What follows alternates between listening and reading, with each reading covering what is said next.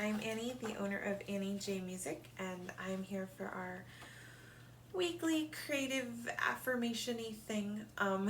It doesn't have a name. If anyone has a great name for what we do every week, just let me know. So we have been using Elise Bessler's The Vocal Warrior Affirmation Deck, but this week I'm actually going to be reading some principles from Julie Cameron's The Artist's Way.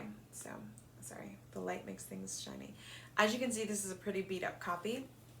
I have a newer one. I also have a copy in my Kindle. It is one of those things I go back to over and over and over, and I'm thinking, anyone who's interested, let me know. I'm thinking about doing like a discussion group on this. It's a 12-week, it's been a while since I've done it. I think it's a 12-week step to creative freedom. 12, there we go, 12. So I'm going to read the basic principles which come in the first part of the book. Just note, it does not matter what your religious background is or anything like that. Julie Cameron does use the term God in a couple of ways, as being our creative energy, as being a spiritual energy, as being the Christian definition of God, but also as an acronym for good, orderly, wow, I'm sucking here today. Good, orderly direction. Sorry guys, it's gonna be a thing. I could just start it over, but it's okay. I'm imperfect, and that's what makes me me. So, all right, so here are the basic principles. 1, creativity is the natural order of life. Life is energy, pure creative energy.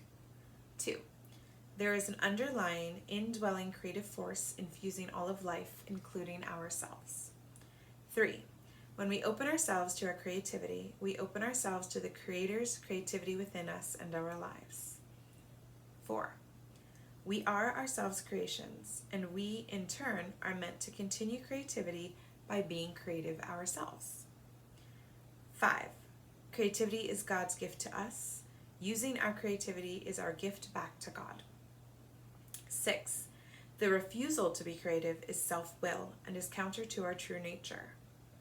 7, when we open ourselves to exploring our creativity, we open ourselves to God, good, orderly direction.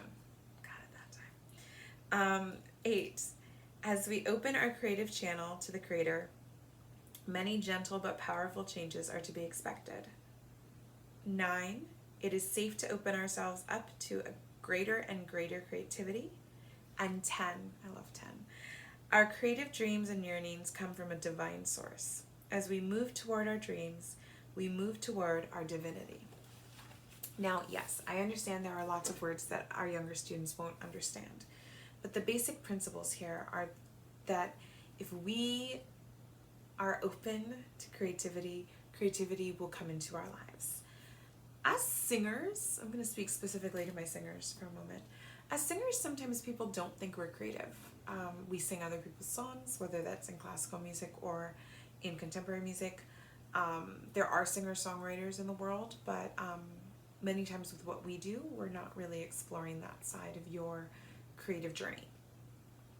Singers are as creative as songwriters and composers. See, we bring their work to life. They put it down on the page, but we breathe life into it through our voice. So I've heard lately from some singers that they don't, feel like they're as creative as composers and singer-songwriters, and their value should never be discounted. But neither should ours. We bring their vision to life, and so that's a really powerful thing. Back to The Artist's Way, though. So this 12-week course, really the principle is something that many of you might know more as like the law of attraction. I don't know that Julie Cameron would describe herself that way, but it's this idea that if we have positivity and creativity in this case, if we're giving that vibe off, we're getting that back. And so one thing that I've been hoping to do with these affirmations is to help you find a way, even in times of struggle, like we're in now, to find some positivity in your art, and we all are artists. And I hope that these have been doing that for you. I also have been hoping to share little pieces of myself. Many of you get to know me on a very cool level. The relationship between a voice teacher and a student is a special one. Many of you I have for years and years. My 3 seniors that graduated this year I'd had since they were in 7th or 8th grade. And so I get to see a lot of your journey. And I am blessed that I get to do that and call it a living. But I want to be better. And so part of being better is being open and honest. And so I've had good times and I've had bad times, and I'm very imperfect and messy and flawed.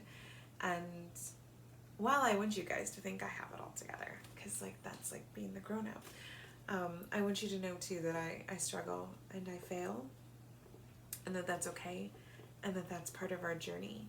So I don't know, I hope that that helps you in some way to know that even if you're in a place right now that you feel like you're not where you want to be, that you're moving in the right direction. All right, I will see you next week. Thank you.